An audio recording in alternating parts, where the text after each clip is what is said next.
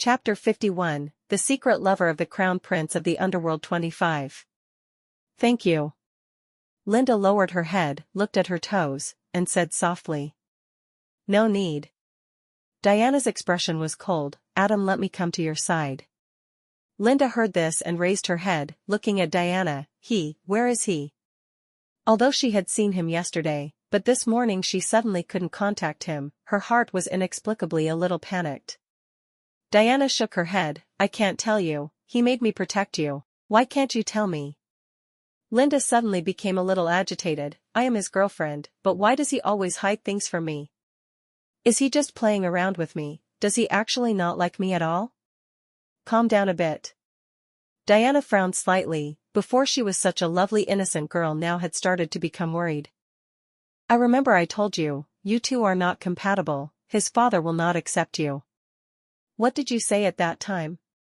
You said you just wanted him to understand your feelings, but now you no longer think like that. Linda pursed her lips, her big eyes flashed a layer of mist. Am I too greedy? It's just that I can't help it, I like him so much, why can't I be together with him? Diana's mouth corner slightly raised, revealing a sarcastic smile. Like is the most useless thing in the world, you are like a flower in a greenhouse. There is no way to help him, you will only be his threat, his weakness. To his opponents, what they like the most is an existence like you. Taking advantage of you is no different than taking advantage of him. What qualifications do you have to blame him for hiding things from you? In the end, you don't even have the ability to protect yourself, and you will become his burden. Diana's words made Linda's face pale, but she also heard the implication. Who is he? Sorry, I don't have the right to tell you. Diana turned her back to her. I will follow you these days, you may encounter danger, you should prepare yourself mentally. Linda nodded. She also did not cause trouble for no reason, just immersed in love, more or less will have a little insecure feeling. Especially the object is someone like Adam. Linda followed behind Diana all the way. When passing the classroom, she suddenly said, I have a class later, do you want to come too? What class? Diana raised her eyebrows and asked. Design art history. It might be a bit dry. Linda answered very carefully. Not knowing why, she currently felt a little shy towards Diana. Diana was about to reply, the message bell rang a little, she took it out and saw, it was an unfamiliar number. How come you went to Z University, not having dinner with me tonight? Although it was just a line of text, Diana could imagine the other party frowning when sending the message, so she replied, I have something to do. The message had just been sent successfully, the other party called, she answered, and heard a familiar voice. What do you want? She glanced at Linda beside her, because she couldn't be too far away from her, so she said indifferently, there's a mission. A mission? Finn sneered, Adam sent you to protect his little girlfriend? Diana was silent for a moment, then said yes, I probably won't be able to see you these days, sorry. On the other end of the phone, Finn's face was gloomy, pay attention to protecting yourself, I'll send a few people to secretly watch you. No need, she was about to refuse, but was interrupted again. I'm just informing you, if you give up the mission now and come to my side, I naturally won't do that. She could only accept his decision. If Adam knew that Finn had known his little girlfriend for a long time, then she didn't know what he would think. Moreover, Finn also sent someone to protect his little girlfriend. Chapter 52, The Secret Lover of the Crown Prince of the Underworld 26. 7. Where are we going now? After a day of living together, Linda seemed to have returned to her previous attitude. Diana thought for a moment, and asked her, where do you want to go? Me?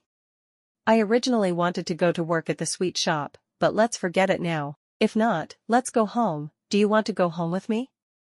Linda said, my mother cooks very well. Diana nodded, whatever you want. I'm only responsible for your safety. Linda's family is in the West City, and it takes about an hour by car from school. Diana naturally drove there, but when she got into the car, she felt something was wrong. What's wrong? Linda looked at her and asked. Someone dropped a few things in my car. Diana fumbled around, and found a very small button from the gap in the backrest, then she used her strength to crush it. What is this? Linda looked at the metal button that had been crushed in surprise. Bug. Diana opened the car window and threw the bug into the trash can not far away. Bug? Linda widened her eyes. Why would there be this kind of thing in your car? Diana curled her lips. So you always thought that Adam letting me take charge of your safety was a joke? His identity is special. There are many people who want to kill him, you being his girlfriend. Naturally there will also be quite a few attentions on you. What? Linda felt that she might be hallucinating. Why would this kind of movie plot happen around her? What kind of identity does Adam have? You really can't tell me. After you know, except for fear, what use can it be? Diana's tone was cold. If you really want to know, ask him yourself next time. Linda knew she wouldn't say anything more, but these words made her think. Looking out the car window at the constantly receding street scene, she rarely appeared a bit confused. Moreover, she was also doubting Diana's words. Seven liked Adam was beyond doubt, so after he liked her, could Seven not be jealous? After all, since childhood Seven followed Adam by his side, and she herself was just a person who had just recently gotten to know. Calmly considerate, if at this moment she and Seven exchanged a bit of identity, then she absolutely could not bear that someone would snatch him away. So, how much of what Seven said was true and how much was false? Linda unconsciously tightened the corner of her shirt. Diana's gaze stopped on Linda for a few seconds, then seemed to retract it as if nothing had happened. Love is the easiest thing to change people. No matter how lovable Linda was, now she already had her doubts written all over her face. However, Diana didn't want to say anything more, because reality would teach Linda that life is like a play. On the way to the suburbs, suddenly two unlicensed cars came out from the front, and immediately drove in front of their car.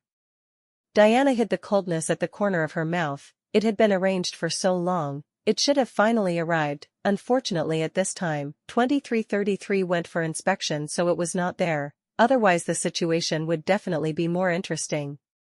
She saw that the car in front had no intention of stopping, so she decisively turned the steering wheel back, but at this time an unlicensed car also came out from behind. She urgently braked. Linda was scared and tightly held the seat belt. What kind of situation is this? Linda also saw that the person who came had no good intentions. After all, she was still a young girl who had not yet entered society. At this time she was so scared that her voice also became sharp. As soon as they were mentioned, they came. Diana took off her seat belt, leaned over to Linda and said, "Call the police, I will go hold them off first."